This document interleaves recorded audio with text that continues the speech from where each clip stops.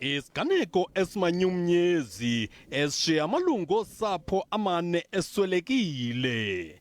Amapolisa adize ukuba amadoda amane angaziwayo angene kule ndlu avuthulula ngerhuluwa.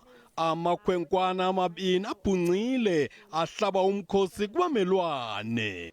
The situation is very much gruesome, ebuhlungu, and we cannot describe.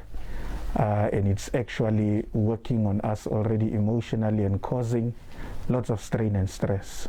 Abahlali kule ngingqi bothukile.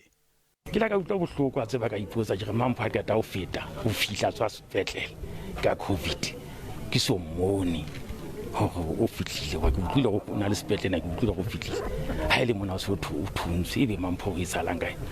Asikaziwa isizathu sokubulawa kwamalungu olusapho. Amapolisa aqalise ngophando lwaborhanelwa.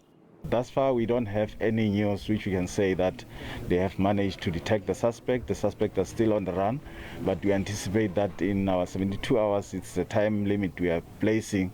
Usapho luphinde lwaqinisekisa ukuba umfi usizi webhuqwana ebenenyanga ezintathu ekhulelwe. Amapolisa ahlabe ikhwelo kubahlali abasenokuba banorhano baqhagamshelane nawo.